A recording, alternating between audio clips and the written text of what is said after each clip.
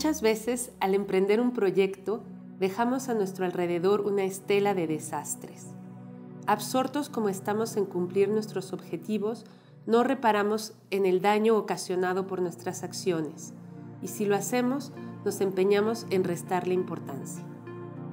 Daños colaterales, una expresión popularizada por los presidentes de Estados Unidos para minimizar las muertes de civiles en sus guerras contra países en desventaja, constituye un eufemismo para todo aquello que se destruye sin miramientos, ya sea la vida de los niños iraquíes en una ofensiva militar, la salud de la gente en beneficio de la industria farmacéutica o la privacidad de una familia cuando uno de sus miembros se convierte en figura pública.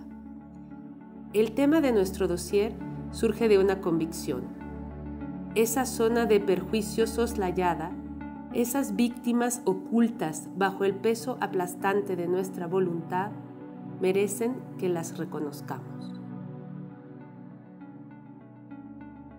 Muy buenas noches. Hoy estamos con María Elena Álvarez Bulla, investigadora del Instituto de Ecología y futura directora del Consejo Nacional para la Ciencia y la Tecnología, mejor conocido como el CONACYT.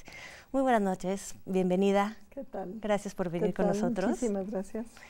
Mira, María Elena, vamos a empezar este programa con unas preguntas muy cortas que podemos responder con un sí, con un no, con 2 palabras, ¿sí? Son muy pequeñas para situarnos y luego ya entramos al tema que nos trae aquí, que son los daños colaterales de los estímulos a la ciencia. ¿De acuerdo? Muy bien. Una de las pequeñas preguntas es, ¿cuál crees tú que ha sido la mejor época para la investigación científica en México? Ay, buena pregunta. Pues yo creo que antes de estas 3 décadas, en donde se hizo un viraje hacia una política mucho más neoliberal, ¿no? Y en donde se pasó de una ciencia eminentemente pública a una ciencia que se empuja hacia el mercado, hacia la mercantilización. Y creo que podemos regresar a una ciencia que, sin despreciar esta transferencia al sector privado, sí privilegie el bienestar social y ambiental. Casi estás respondiendo a la siguiente pregunta, que era, ¿qué escoges entre la ciencia por la ciencia o la ciencia por la sociedad? Yo creo que no hay que escoger. La ciencia por la ciencia, cuando es fiel a sí misma, es decir, al conocimiento, es la ciencia por la sociedad. Genial. ¿Qué tan independiente debe ser, en tu opinión, la ciencia de la política? ¿Mucho, poco, nada? ¿Qué grado de independencia? Mucho. Y voy a mencionar algo que vamos a ahondarlo muchísimo más, pero hay una enfermedad que se llama puntitis que corre en los pasillos de las facultades y los institutos de ciencia en este país. ¿Has sufrido personalmente este achaque de puntitis?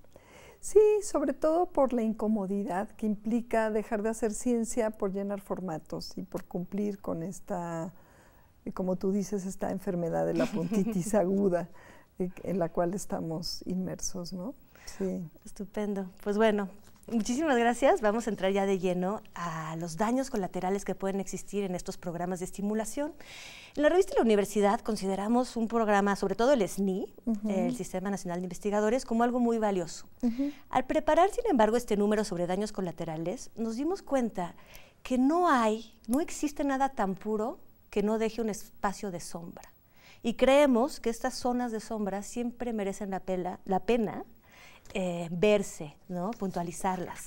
Entonces, situemos nada más para el auditorio que nos escucha, que es de todos los ámbitos, ¿qué es el SNI?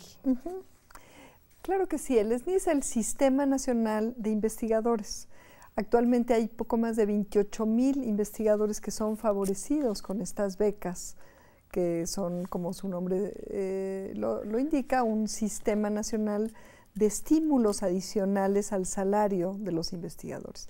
Y esto surgió porque el salario de los investigadores empezó, en términos reales, a ser tan deficiente que se buscaron mecanismos para estimular a aquellos científicos que así lo merecían por sus méritos, el trabajo de ciencia, ¿no? De ciencia y también desarrollo tecnológico, ¿no? Que se ha ido incluyendo poco a poco también en el Sistema Nacional de Investigadores. Claro. Ahora hay también tecnólogos favorecidos con este tipo de becas. Eso me parece también esencial, puesto que no hay investigación sin Exacto. tecnólogos. Entonces, una forma de credencialización de la investigación científica, y en ese sentido podría ser algo positivo. Por supuesto, si dices que los salarios eran muy bajos, yo no sé, ¿se puede hacer ciencia sin el SNI? ¿Un investigador puede hacer una ciencia con cierto impacto, o por lo menos dedicarse únicamente a su ciencia, si no tiene otro tipo de financiamiento familiar o de herencia o algún otro ingreso, solamente con los salarios que se dan en la investigación? Mira, a lo mejor lo que voy a decir no va a ser muy popular entre mis colegas, pero yo creo que esencialmente sí se puede. Okay. Sí se puede, es decir, hay que tener claro que los investigadores científicos no son los más castigados de este país, ¿no? Hay sectores de la sociedad que están mucho más castigados. Sin embargo, eso no quiere decir que siendo un trabajo tan valioso para el país, si se hace con honestidad, siempre regido por el conocimiento y no por otros intereses, yo creo que es muy importante estimularlo y credencializar ese trabajo de investigación y asegurarse que aquellos que están favorecidos por un sistema nacional de investigadores realmente están aportando al desarrollo humanístico de las ciencias, todas ellas, incluyendo las sociales y las tecnologías en beneficio del país. Mucho mejor sería que ese extra que es necesario para tener pues un salario digno y comparable al resto del mundo estuviera integrado al salario de los investigadores, ¿no? A mí se me hace que eso sería mucho mejor y que las universidades tuvieran los mecanismos para asegurar que los investigadores realmente estuvieran rindiendo al 100 y si están en una universidad pública estuvieran preponderantemente haciendo trabajo en favor del pueblo de México y de la ciencia. O sea, cuando se hace ciencia se beneficia al pueblo, cuando esta ciencia realmente avanza en la frontera del conocimiento y no cuando simplemente se simula o rápidamente se transfiere a un sector empresarial en donde ya empieza a haber conflictos de interés y los propios investigadores empiezan a complementar su salario a partir de otras actividades que no son propiamente las de investigación científica. Sí, por supuesto, habría que poder asumir, supongo, esta alza de salarios que también se traduce en una alza de jubilaciones. Exactamente. ¿No? Exactamente. Y bueno, siempre está la persona que va a decir que sin estimulación la gente no, sin competencia, sin tener que ganar un estímulo, uno no se mueve de la misma manera. Aunque creo que hay contraejemplos muy claros siempre, sobre todo en ciencia y en áreas tan nobles como la investigación. Yo creo que el estímulo está en el estudio y en eso vamos de gane. Por supuesto.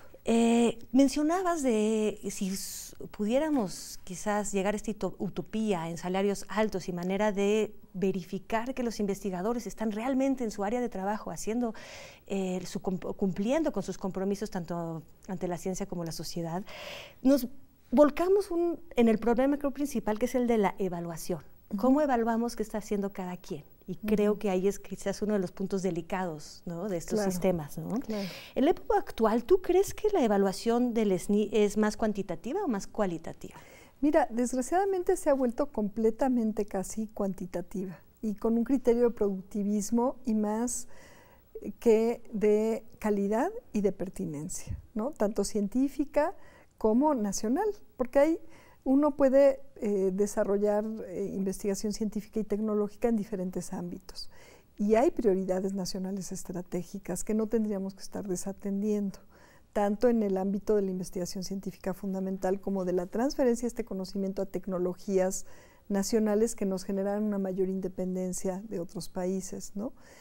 Entonces yo creo que urge un cambio de criterios y el promover más que una competencia a ultranza, que a veces empuja un poquito más a los que son más hábiles para simular y ganar en esa competencia de una manera poco científica, digámoslo así, que a realmente aportar en la frontera del conocimiento o en ámbitos nacionales estratégicos en los cuales necesitamos avanzar, ¿no? Pero se antoja súper difícil en el sentido en que es una evaluación entre pares, no pagada. O sea, tenemos los medios de hacer como una burocracia de la evaluación donde haya tiempo de ver las calidades, de evaluar bien todos los programas, bueno, ¿o hay que crearla? Pues yo creo que hay que evitar justamente estos desgastes y este provincialismo que también puede haber todavía en la comunidad científica mexicana, que al ser por pares, y estos pares se van repitiendo, se van rondando unos a otros, empieza a generar cofradías también, y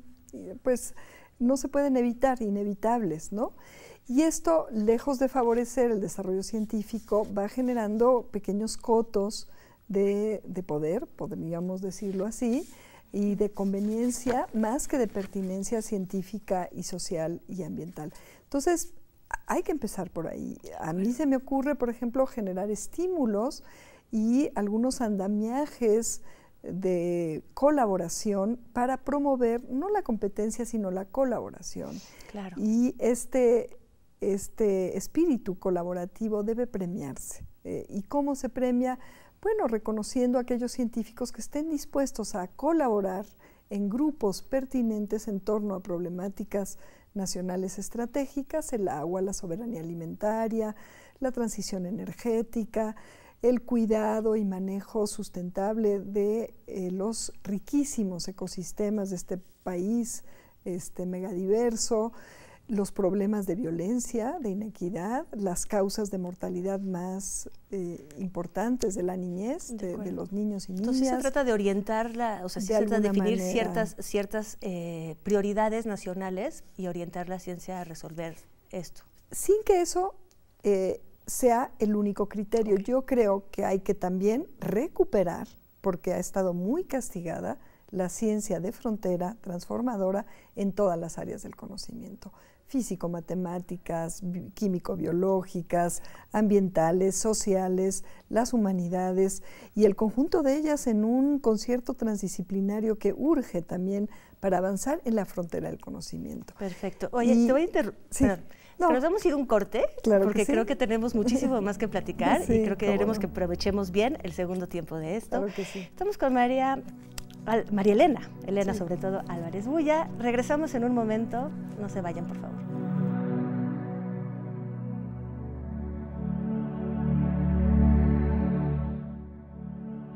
Estamos de vuelta con María Elena Álvarez Bulla, hablando de los daños colaterales de un programa de suma importancia para nuestro país, que es el Sistema Nacional de Investigación, y también de otros estímulos, que depende precisamente del CONACYT. Mencionábamos algunos pequeños males, ¿no? O quizás no males, pero maneras de reorientar, ¿no? Ver dónde hay unos escollos y tratar de reorientar estos programas. Y te quería preguntar acerca un poquito más de la evaluación, cómo se hace. Tengo entendido que los criterios primarios toman como base las publicaciones internacionales, que están indexadas según un factor de impacto. Ese factor de impacto lo deciden o digamos lo evalúan o lo publican instituciones y universidades del extranjero, creo que en Estados Unidos, me corregirás si estoy equivocada. Entonces, mientras más reconocida internacionalmente, más puntos consigue el investigador que publica ahí. Esto no subordina nuestras líneas de investigación, ¿no?, a las que impulsan los países más desarrollados, es decir, la investigación sobre la malnutrición entre los tarahumaras quizás no interesa a las revistas de más impacto internacional. ¿Cómo hacemos para revertir este criterio de puntos? Sí, este es un tema nodal, ¿no? Yo creo que hay criterios incuestionables de calidad de la ciencia que a veces no dependen de este factor de impacto, ¿no? Algunas revistas que están teniendo un factor de impacto grandísimo, porque además son parte de corporaciones privadas con muy buenos sistemas de mercantilización, de inclusive de promoción de cuestiones útiles a la ciencia, pero que están promovidas por empresas privadas, hacen que algunas de estas revistas vayan teniendo un mayor impacto, ¿no?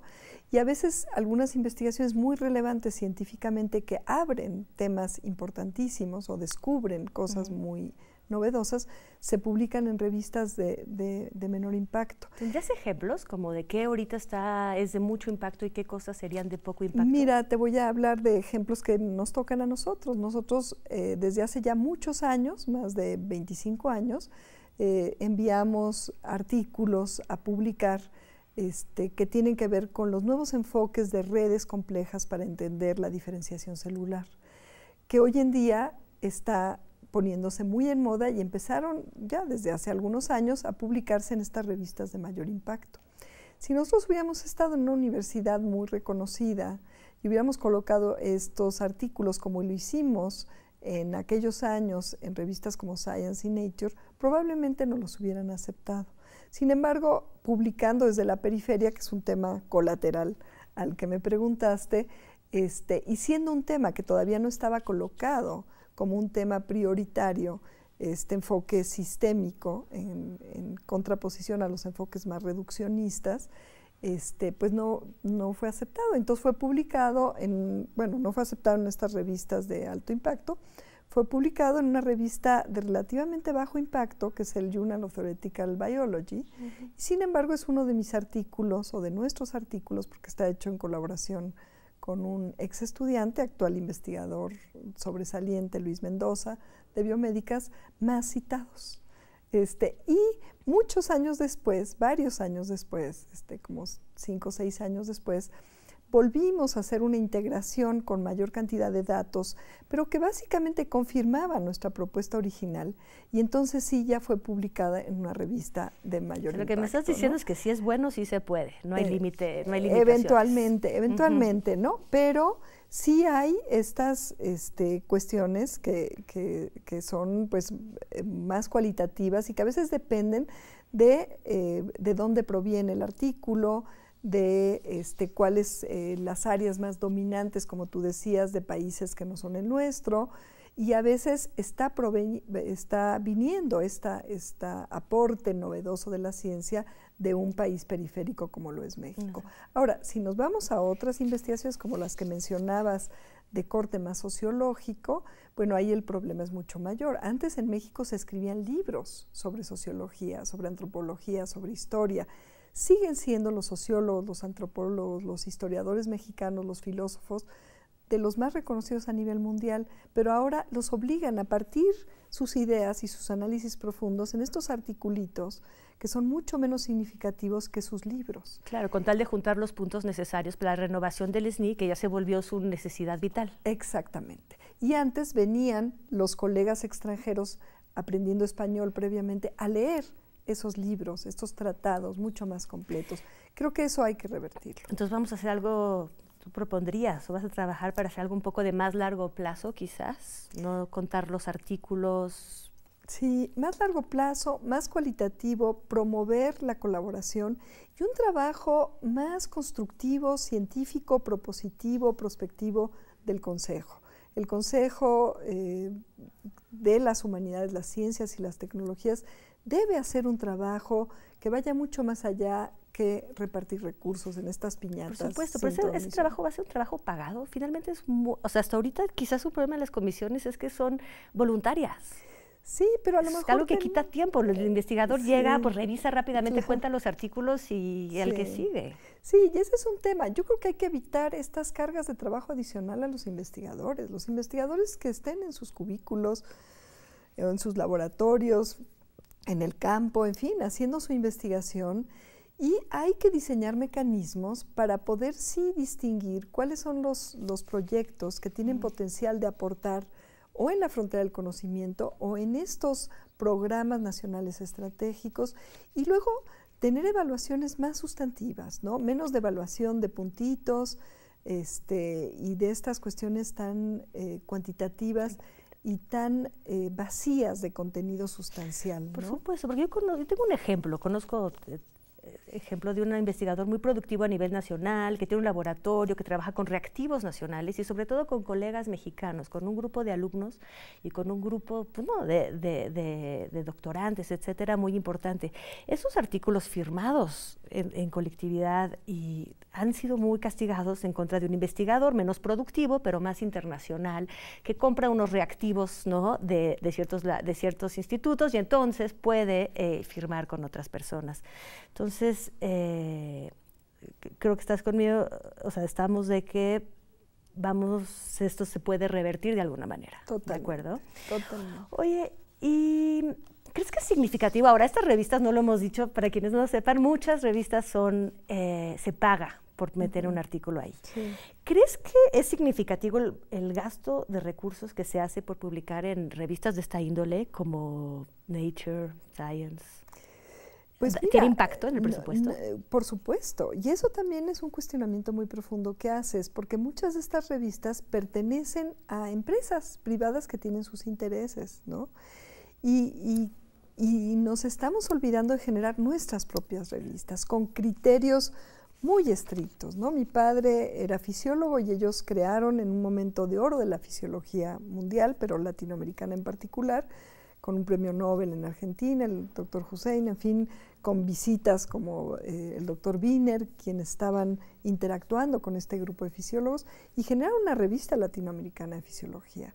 Mi padre se comprometió ahí a publicar un número importante de sus artículos y, sin embargo, muchos colegas fueron poco a poco cediendo a publicar en las revistas americanas, y hay todavía mi madre, que se mantiene activa en el laboratorio de mi padre, contribuciones que lee, que me dice, bueno, mucho de eso ya está publicado en la revista latinoamericana por tu padre y colaboradores. ¿Y por qué decayó esa revista? O sea, ¿por qué hay, por puntos del SNI, por reconocimiento pues yo internacional? creo que hay una suerte como de complejo, de malinchismo, de no creer en lo que somos capaces de hacer y de aportar, inclusive en un ámbito internacional científico.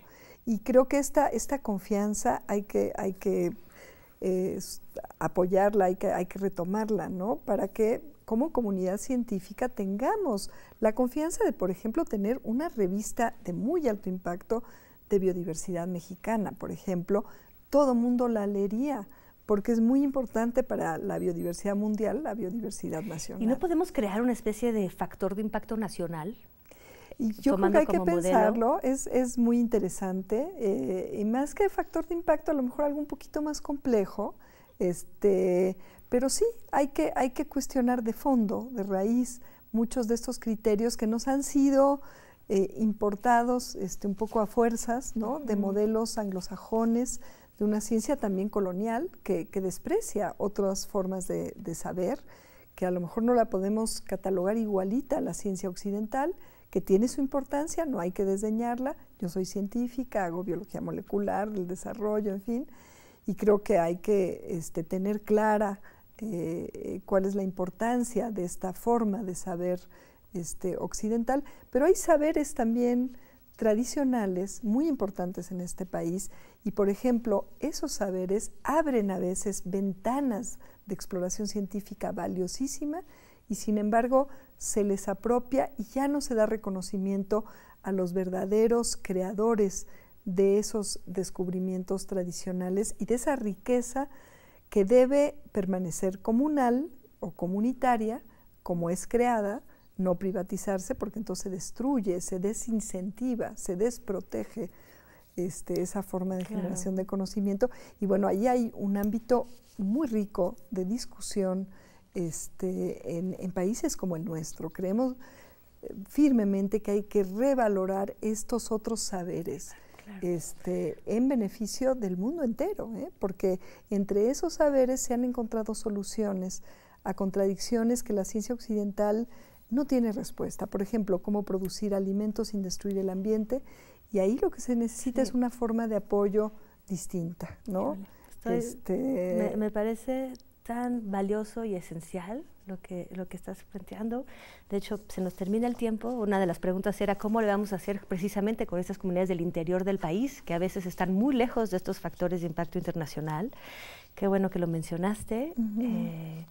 Pues, Mariana, te deseamos desde la revista, ¿no? Aquí en TV UNAM, muchísima suerte, ¿no? Gracias, seguiremos muy de cerca todos estos proyectos tan importantes para toda la sociedad mexicana.